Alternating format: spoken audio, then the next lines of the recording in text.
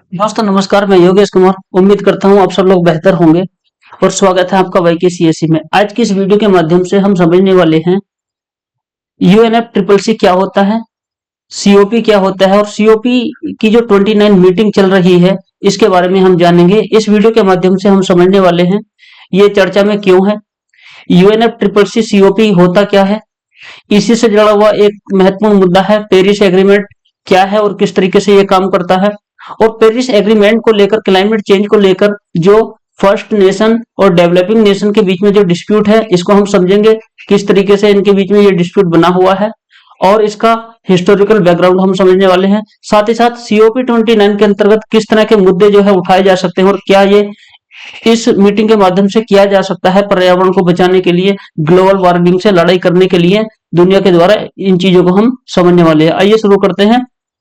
तो ये हमारा प्यारा इंडिया है। हमारे प्यारे भारत की तरफ से जब हम वेस्ट की तरफ जाएंगे तो हम देखेंगे ईरान है, और ईरान के साथ सीमा साझा करता हुआ एक देश है अजरबैजान। और अजरबैजान के देखो ये हेड ऑफ स्टेट है जो कह रहे हैं आपका स्वागत है। तो अजरबैजान की कैपिटल क्या है? बाकू। बाकू के अंतर्गत जो है UNF ट्रिपल सी की जो कॉन्फ्रेंस ऑफ पार्टी है COP29 का जो है इनोग्रेशन हो रहा है, मीटिंग चल रही है 2024 की। इस मीटिंग के अंतर्गत जो है यूनाइटेड नेशन के सभी देशों को मिलाकर लगभग 200 से अधिक पार्टियां जो है इसके अंतर्गत शामिल हुई हैं, जिसके अंतर्गत यूरोपियन यूनियन भी शामिल है। तो आइए अब हम जो है समझते हैं कि UNF ट्रिपल सी क्यों बनाया गया था, क्या इसका बैकग्राउंड है और सबसे पहला कि इसकी जरूरत क्यों पड़ी। इसको समझने के लिए हमें सबसे पहले समझना पड़ेगा ग्रीन हाउस गैस इफेक्ट। दरअसल दुनिया के अंतर्गत जो है ब्रिटेन के अंतर्गत सबसे पहले औद्योगिक क्रांति होती है, और औद्योगिक क्रांति के दौरान हमने जो है इलेक्ट्रिसिटी का निर्माण करना शुरू कर दिया, हमने प्लेन बनाए, गाड़ियां बनाई। तो हमने कुल मिला के जो फॉसिल फ्यूल होते हैं, फॉसिल फ्यूल को हमने जो है जलाना शुरू कर दिया। अब होता क्या है, दुनिया के अंतर्गत जैसे जैसे औद्योगिक विकास होता है तो हमने क्या किया, जो नेचुरल रिसोर्स थे इनको जलाकर, कोयले को जलाकर हमने जो एनर्जी बनाई, जो ईंधन हमने बनाया, इससे जो है हमने पर्यावरण में जो है बहुत सारी गैसें छोड़ दी, जिसके अंतर्गत CO2, SF6, CH4, NO2, HFC और PFC। ये जो है इस तरह की गैस जो इंडस्ट्रियल गैस है, ये हमने जो है अपने ये हमारी पृथ्वी है और इस पृथ्वी के वातावरण के अंतर्गत हमने छोड़ दी एटमॉस्फेयर में। अब क्योंकि हमारा एटमॉस्फेयर जो है और हमारी जो अर्थ है वो सन के जो है, सन के द्वारा जो है इंसोलेशन के द्वारा हीट होता है, गर्म होता है। अब इसके अंतर्गत जो है कुछ ऐसी गैसें होती हैं हमारे वातावरण में जो पृथ्वी पर होने वाले अत्यधिक तापमान को, और जो वायुमंडल के अंतर्गत जो अत्यधिक तापमान बढ़ता है इसको जो है वो बैलेंस बनाए रखती हैं। ना ही तो वो ज्यादा हीट जो है ऑब्जर्व करती हैं और ना ही वो ज्यादा जाने देती हैं। तो ये तो प्रकृति का जो है एक तरीका था कि हमारे वातावरण को संतुलित रखे, पृथ्वी के ऊपर जो तापमान होता है इस तापमान को बैलेंस बनाए रखे। अब क्योंकि हमने क्या कर रहा, हमने अपना औद्योगिक विकास कर लिया, औद्योगिक विकास के माध्यम से हमने जो है कुछ ग्रीन हाउस गैसों को जो है मानव के द्वारा डायरेक्टली जो है एनवायरमेंट में जो है छोड़ दिया गया, जिसके अंतर्गत मैंने बताया है CO2 है, CH4 है। तो ये जो इंडस्ट्रियल गैसें हैं जो मानव के द्वारा हमारे एटमॉस्फेयर में छोड़ी गई, अब ये जो है ये ग्रीन हाउस गैसें होती हैं। अब इनकी जो है क्वांटिटी जो है ग्रीन हाउस गैस की जो है हमारे एटमॉस्फेयर में बढ़ जाती है, और जब हमारे एटमॉस्फेयर में जो ग्रीन हाउस गैसों की क्वांटिटी बढ़ गई, इसके कारण हुआ क्या, हमारे जो पृथ्वी से जो रेडिएशन जो है सरफेस में भेजा जाता है, जो हमारा एटमॉस्फेयर में भेजा जाता है, इस रेडिएशन को जो है हमारी ग्रीन हाउस गैसों ने जो है अवशोषित करना शुरू कर दिया, और अवशोषित करने के कारण जो है पृथ्वी के वायुमंडल में और पृथ्वी पर जो है अत्यधिक टेम्परेचर में जो है बढ़ोतरी होने लगी। और जब टेम्परेचर में बढ़ोतरी हुई, इससे क्या होता है, इससे जो है ग्लोबल वार्मिंग बढ़ने लगी, और ग्लोबल वार्मिंग बढ़ने के कारण जो है दुनिया के अंतर्गत जो है एक्सट्रीम क्लाइमेट इवेंट देखने को मिलते हैं, जिसके अंतर्गत अत्यधिक बारिश हो जाती है, अत्यधिक सूखा पड़ जाता है, और इसी को हम कह रहे होते हैं कि दुनिया के अंतर्गत जो है क्लाइमेट चेंज हो रहा है। दैट मीन्स क्लाइमेट चेंज हो रहा है किस डायरेक्शन में, वार्म अप होने के कारण क्लाइमेट जो है गर्म हो रहा है, और उससे जो है बहुत ज्यादा गर्मी देखने को मिलती है। आपने जो है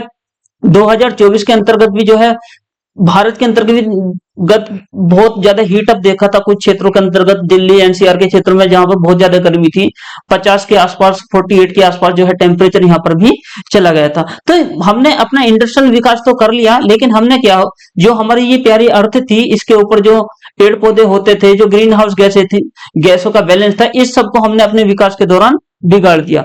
अब जब ये विकास जो है बिगड़ गया, तो होता क्या है, 90 के दशक में जो है, आफ्टर सेकेंड वर्ल्ड वॉर और आफ्टर कोल्ड वॉर, दुनिया के अंतर्गत जो है इसके ऊपर जो है चिंता जाहिर की जाती है, और ये कहा जाता है कि महाराज, ये जो दुनिया के अंतर्गत ग्लोबल वार्मिंग बढ़ रहा है और जो क्लाइमेट चेंज हो रहा है, और हमारे एनवायरमेंट के ऊपर, हमारे पर्यावरण के ऊपर जो गलत प्रभाव पड़ रहे हैं, इन प्रभावों को खत्म करने के लिए, और इनके कारण जो है कई बार जो है हम पिघलता हुआ देख रहे हैं अपने ग्लेशियर्स को, जिससे जो है जो आइसलैंड कंट्री है, जो द्वीपीय देश हैं, उनके अंतर्गत जो है कई डूबने की कगार पर वो पहुंच चुके हैं, और वहां पर जो है जीवन मानव का खतरे में आ चुका है। तो इस चीज पर विचार करने के लिए 90 के दशक में होता क्या है, एक समिट होता है जिसे हम जानते हैं रियो अर्थ समिट के नाम से। ये कहां पर है, ब्राजील के अंतर्गत साउथ अमेरिका में। तो यहाँ पर एक समिट होता है 1992 में, और इस समिट के दौरान जो है दुनिया के लगभग सभी देश जो है एक मंच पे आते हैं, और क्लाइमेट चेंज और ग्लोबल वार्मिंग जैसे मुद्दों के ऊपर, पर्यावरण के मुद्दों के ऊपर जो है अपनी जो है बातों को रखते हैं, अपने विचारों को रखते हैं, जिसे हम क्लाइमेट नेगोशिएशन के नाम से जान सकते हैं। इस क्लाइमेट नेगोशिएशन यानी कि रियो अर्थ समिट के दौरान जो है दुनिया के अंतर्गत जो है होता क्या है, 3 संस्थाएं बनती हैं पर्यावरण को देखने के लिए। इसके अंतर्गत पहली संस्था बनी है UNFCCC, United nation convention on climate change, और इसके अंतर्गत जो लोग शामिल हैं, दुनिया के जो देश शामिल हैं, और उन देशों के जो लोग जो मीट करते हैं, उसको हम बोलते हैं कॉन्फ्रेंस ऑफ पार्टीज, COP। तो ये जो है अभी अजरबैजान के बाकू के अंतर्गत जो COP की जो है 29 नंबर की जो है मीटिंग हो रही है इस समय पे, हम इसी को समझने वाले हैं। और साथ ही साथ जो है रियो अर्थ समिट के दौरान जो है 2 संस्थाएं और बनती हैं।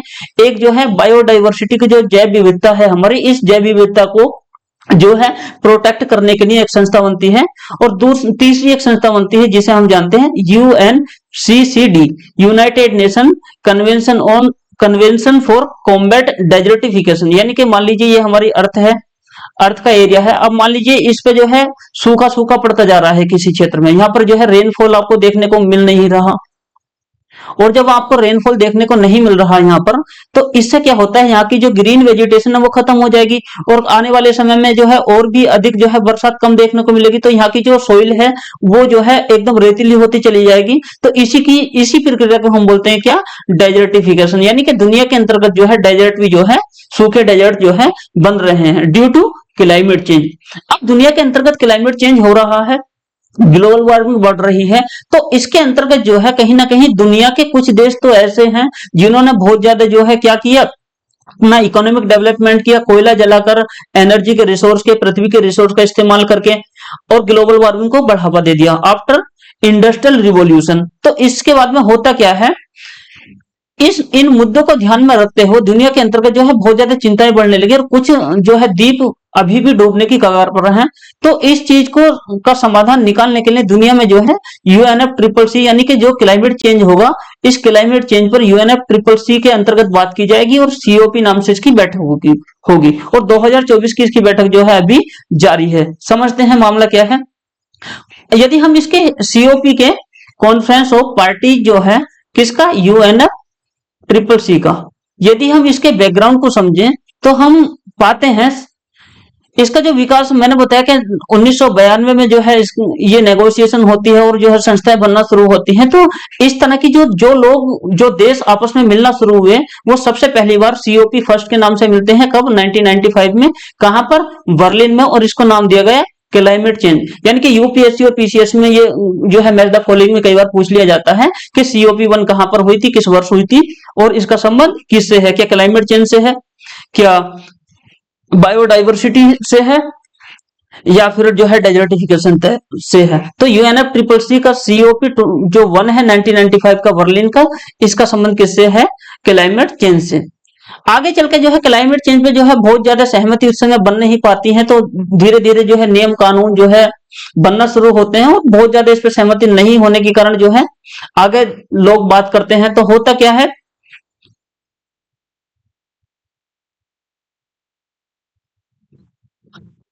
अब आगे चल के एक महत्वपूर्ण मीटिंग होती है। हम सभी मीटिंग को नहीं देखने वाले, लेकिन कुछ जो मीटिंग महत्वपूर्ण है इनको हम समझने वाले हैं।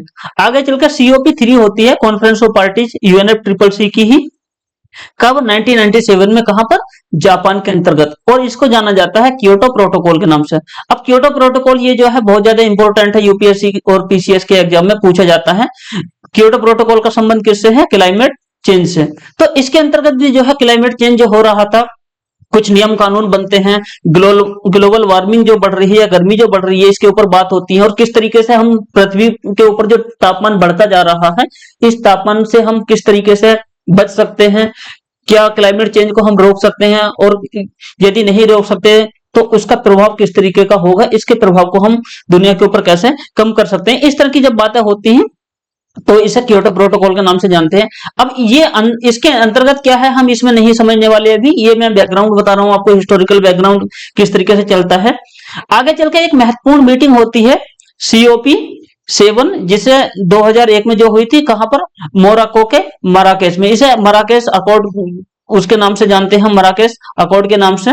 जो यहाँ पर जो है, जो क्योटो प्रोटोकॉल के अंतर्गत जो डिसीजन लिए गए थे, इन डिसीजन के ऊपर जो है किस तरीके से उन्हें इंप्लीमेंट किया जाएगा और किस तरीके से उनको हम जो है इफेक्टिव बना सकते हैं, उसके ऊपर रोड मैप तैयार किया गया था। तो ये भी इंपॉर्टेंट है बहुत ज्यादा। अब आगे चलकर क्या ये इंडिया में कोई ऐसी मीटिंग हुई है? जी हाँ, 2002 में इंडिया के अंतर्गत COP8 होती है, नई दिल्ली। और आगे चलकर जो है सबसे महत्वपूर्ण जो मीटिंग होती है, इसको हम जानते हैं COP21, 2015 में होती है, पेरिस एग्रीमेंट के नाम से इसे हम जानते हैं। और इसके अंतर्गत भारत की तरफ से प्रधानमंत्री मोदी जी ने भाग लिया था। और यही वो मीटिंग है जिसके अंतर्गत जो है बहुत सारे डिसीजन लिए जाते हैं, जिसके अंतर्गत हम समझ सकते हैं, इसे हम जानते हैं क्लाइमेट एक्शन के नाम से। यानी कि दुनिया में अब क्लाइमेट पे जो है आपको एक्शन लेना पड़ेगा। किस तरीके से ग्लोबल वार्मिंग बढ़ रही है, ग्लेशियर पिघल रहे हैं, बाढ़ आ रही है, कहीं पे सूखा पड़ रहा है और आइलैंड जो है डूबने की कगार पर है। तो इस बात को सीरियस लेते हुए दुनिया ने 2015 के अंतर्गत जो है COP21 की। और इस COP21 के अंतर्गत बहुत ज्यादा मेजर डिसीजन जो है लिए गए। अभी वो क्या डिसीजन है? सबसे पहले यदि हम इसकी बात करें तो इसके अंतर्गत जो है ये कहा गया, हम जो है दुनिया के अंतर्गत जो तापमान बढ़ रहा है, इस तापमान को कम करके लाएंगे 2 डिग्री सेंटीग्रेड। लेकिन आगे चल के हम देखते हैं ज्यादातर बात जो है 1.5 डिग्री सेंटीग्रेड की बात होती है। यानी कि 1.5 डिग्री सेंटीग्रेड तक हमें दुनिया के अंतर्गत जो बढ़ रहा तापमान है इसको खत्म करना है, कम करना है। लेकिन बेस क्या माना है इसको? Pre industrial revolution. यानी कि हमें जो औद्योगिक क्रांति हुई है, इससे पहले जो तापमान था उसका हमें 1.5 डिग्री तक जो है इसे नीचे करना है। सबसे पहला महत्वपूर्ण डिसीजन था, ये पूछा जाता है। उसके बाद में क्लाइमेट एक्शन के नाम पर जो है अब दुनिया के देश जो है सहमत तो हो नहीं रहे थे कि करना क्या है। कोई पैसा मांगता है, कोई पैसा देता है, कोई पैसा नहीं देता है। तो सहमति जो है यहाँ पर बन नहीं पा रही थी। तो फिर इन्होंने कहा कि भाई आप जो है UNF ट्रिपल सी के जो सभी मेंबर कंट्रीज हैं, ये जो है आए और अपना जो है हमें एक एजेंडा बताएं, जिसे हम जानते हैं नेशनली डिटरमाइंड कंट्रीब्यूशंस। यानी कि आपका राष्ट्र क्या कंट्रीब्यूट करेगा क्लाइमेट चेंज के अंतर्गत, ये आप हमें बताएं। तो ये इन चीजों को हम पेरिस एग्रीमेंट के नाम से जानते हैं। आगे चल के जो है प्रधानमंत्री मोदी ने और फ्रांस के द्वारा जो है एक संस्था का गठन किया था ग्रीन एनर्जी के लिए, जिसको हम जानते हैं ISA के नाम से, इंटरनेशनल सोलर अलायंस। और इसका जो हेडक्वार्टर है वो भी कहां पर है? इंडिया के अंतर्गत गुरुग्राम में। UPPCS के अंतर्गत ये क्वेश्चन कई बार पूछ लिया गया है। आगे बढ़ते हैं। अब होता क्या है, साथ ही साथ ये तो मामला था कि भाई क्लाइमेट को के टेम्परेचर को हम कैसे कम कर सकते हैं, किस तरीके से हम टेम्परेचर कम कर सकते हैं, जो ग्लोबल वार्मिंग है इसके प्रभाव को कम कर सकते हैं। साथ ही साथ ये भी सबसे बड़ा मुद्दा था कि अब ऐसा तो है नहीं कि जिन देशों ने अपना विकास कर लिया है वो अपना विकास जो है करके छोड़ दें और बाकी सबको जो है रहने दें, मरने दें, ऐसा तो हो नहीं सकता। तो दुनिया में ये भी बात हुई कि हम डेवलपमेंट अपना कैसे करें। तो इस चीज का जवाब देते हुए UNFCCC के द्वारा COP पेरिस एग्रीमेंट के अंतर्गत कहा गया, हम जो है विकास करेंगे कैसा, सस्टेनेबल डेवलपमेंट। और सस्टेनेबल डेवलपमेंट यानी कि सतत विकास को आगे बढ़ाने के लिए दुनिया के अंतर्गत सस्टेनेबल डेवलपमेंट गोल्स का जो है गठन किया जाता है, जिसको हम जानते हैं 2030 के एजेंडा के नाम से। अब ये जो है न्यू वर्ल्ड ऑर्डर का सबसे अहम हिस्सा है। अब इसकी नेगेटिव और चीजें क्या हो सकती है, किस तरह की चीजें चलती हैं, उसको हम अभी नहीं देखने वाले इस वीडियो के अंतर्गत। यदि हम SDG की बात करें तो UPPCS में जो है हर साल कोई ना कोई क्वेश्चन पूछ लिया जाता है। तो ये 17 गोल्स हैं। इन 17 गोल्स के अंतर्गत जो है सबसे पहले नो पॉवर्टी, यानी कि सबसे पहले दुनिया के अंदर से आपको क्या करना है, गरीबी को खत्म करना है। और जब गरीबी खत्म हो जाएगी तो जो हंगर है, जो भूखमरी है, हम इसको खत्म कर सकते हैं। भूखमरी को खत्म करने की बात की गई नंबर 2 के अंतर्गत। और जब आपके देश से गरीबी खत्म हो जाएगी, जो है जीरो हंगर हो जाएगा, कोई भी भूखा नहीं रहेगा, इसका मतलब ये हुआ व्यक्ति की हेल्थ व्यवस्था भी जो है, व्यक्ति का स्वास्थ्य भी ठीक हो जाएगा। तो आगे अगले गोल में जो है लक्ष्य रखा गया कि सभी देशों को जो है कहीं ना कहीं अपने हेल्थ के जो बिंदु हैं इनके ऊपर ध्यान देना है, स्वास्थ्य की तरफ जो है बढ़ना है।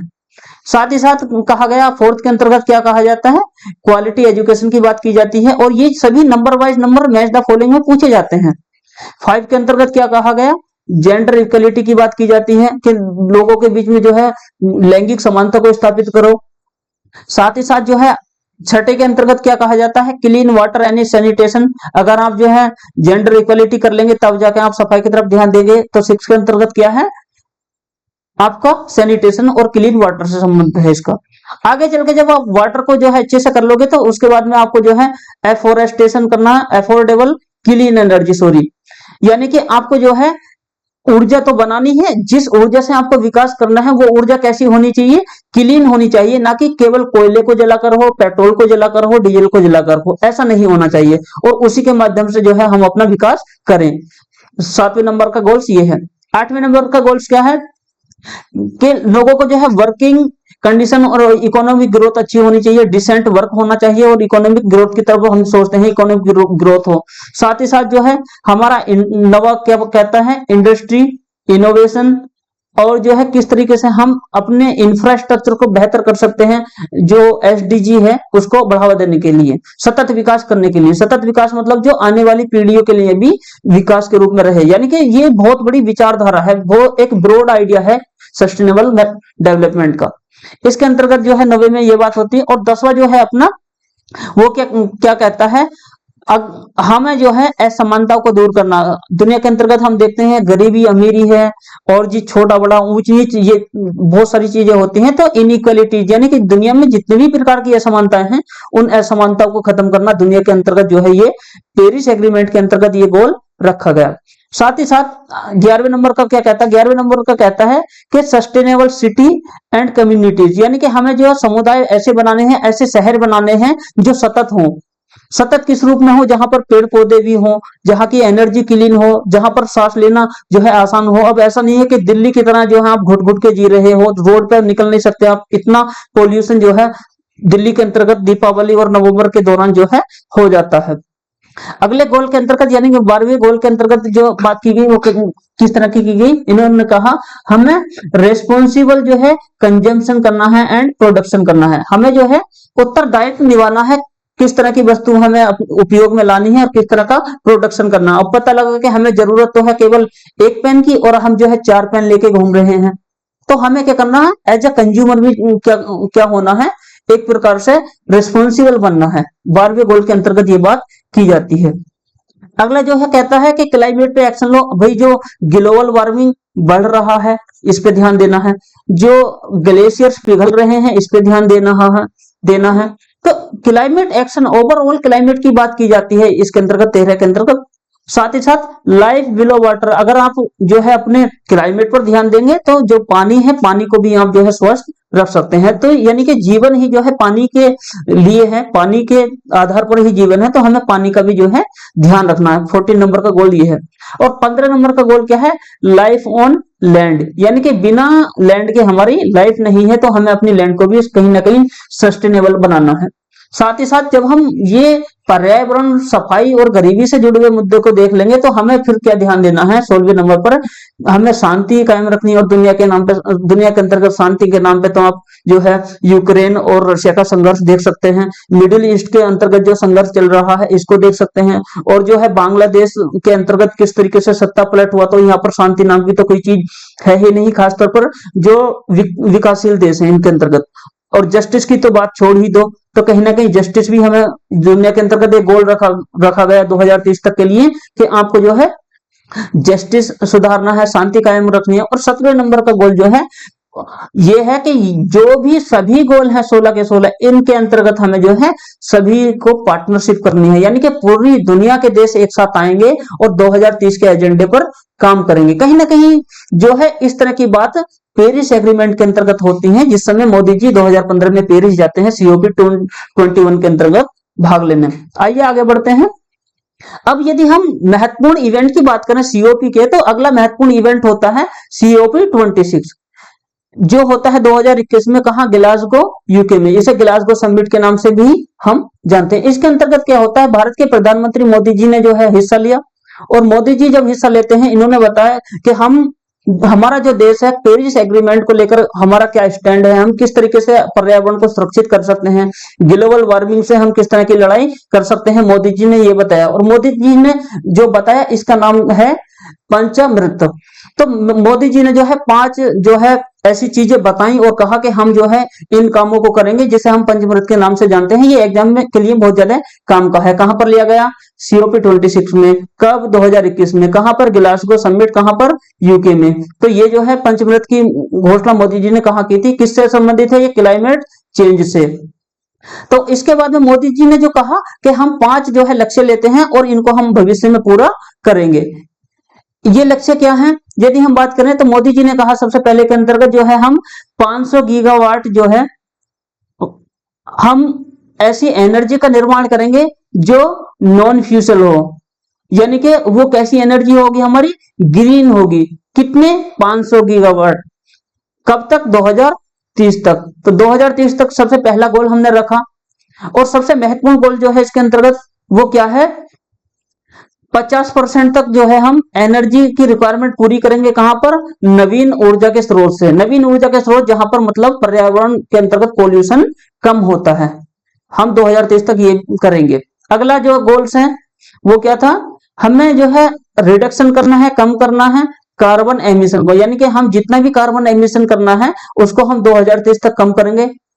तीसरे नंबर का जो है मोदी जी ने पंचमृत के अंतर्गत बताया। और अगला जो है कार्बन इंडस्ट्री को जो है किस तरीके से हमें इकोनॉमी को 45% तक जो है हमें 2030 तक और 2005 के लेवल पर पहुंचाना है, कि हम जो है अपने कार्बन को जो है इतना 45% तक कम करेंगे। कब तक, 2030 तक, ये बताया। और साथ ही साथ मोदी जी ने ये कहा कि हम अपनी ऊर्जा की जितनी भी जरूरतें हमारी हैं, इन जरूरतों को जो है हम 2070 तक नेट जीरो करेंगे। नेट जीरो का मतलब ये जो है UPPCS के अंतर्गत ये एग्जाम में पूछ लिया गया था, प्री के अंतर्गत पूछा गया था कि नेट जीरो क्या होता है। नेट जीरो मतलब हम ऊर्जा जितनी कोयले से लेंगे उसके बराबर में हम उतने पेड़ पौधे लगाएंगे, हम उतनी ही ऊर्जा जो किससे लेंगे, कहां से लेंगे, सोलर से लेंगे, यानी कि रिन्यूएबल एनर्जी से लेंगे। दैट मीन्स कि हम ऊर्जा बराबर लेंगे, अधिक लेंगे, हमारी ऊर्जा की डिमांड तो बढ़ने ही वाली है, लेकिन हम वो कैसी लेंगे, क्लीन एनर्जी होगी। हम जो है कार्बन और जो है ग्रीन हाउस गैस का जो एमिशन है, उत्सर्जन, हम इसको जो है एकदम शून्य कर देंगे। शून्य इन द सेंस कि अगर हमने 10 टन तक कार्बन या ग्रीन हाउस गैस का एमिशन किया तो इसके बराबर में हमने जो है इसको ग्रीनरी भी देंगे। इसका मतलब ये है दोनों तरफ हम, यानी कि LHS इज इक्वल टू हम करेंगे RHS। तो मोदी जी ने पंचमृत के अंतर्गत जो है ये 5 चीजें बताई थी। कहां पर, ग्लासगो के अंतर्गत।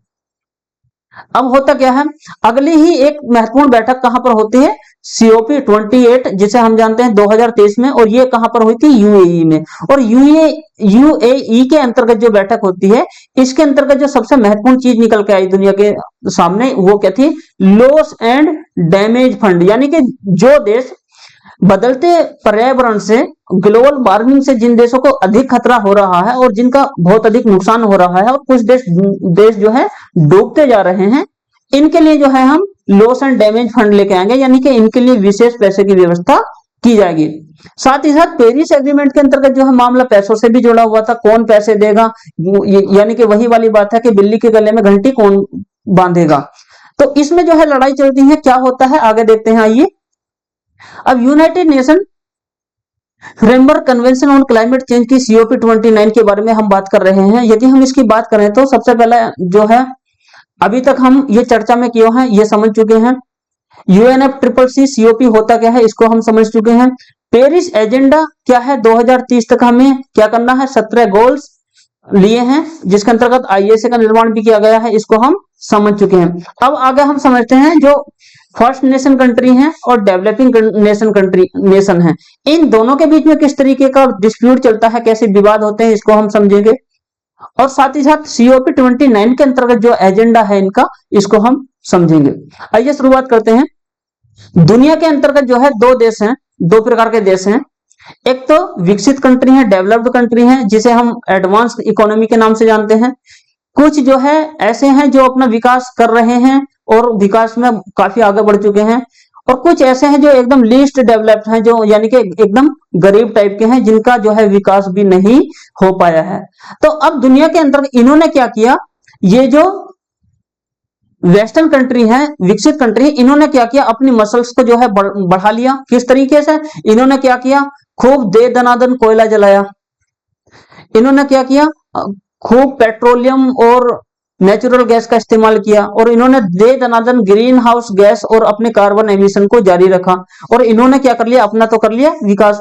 अब ये कहते हैं कि भैया आप जो फुक्कड़ देश हो, कहाँ के, अफ्रीका के विकासशील देश, एशिया के विकासशील देश, साउथ अमेरिका के, कैरिबियन कंट्री जो है जो विकासशील हैं, अब ये जो लोग हैं भैया, आप जो है हमारे पास आओ अपनी मसल्स बढ़ाने के लिए, आपको ताकत लेनी है, हमसे क्या लेना, आप क्या करो, हमसे जो है ये जो आप धुआं निकाल रहे हो अपनी फैक्ट्रियों के अंतर्गत से, इस धुएं को कम करो, क्योंकि इसके कारण दुनिया में जो है क्लाइमेट चेंज हो रहा है, ग्लोबल वार्मिंग बढ़ रहा है। अब भाई ये तो वही वाली बात है कि आपने पहले गाड़ी चला ली, अब जो है हमें ठास रहे हो कि आप गाड़ी नहीं चला सकते क्योंकि इससे धुआं होता है।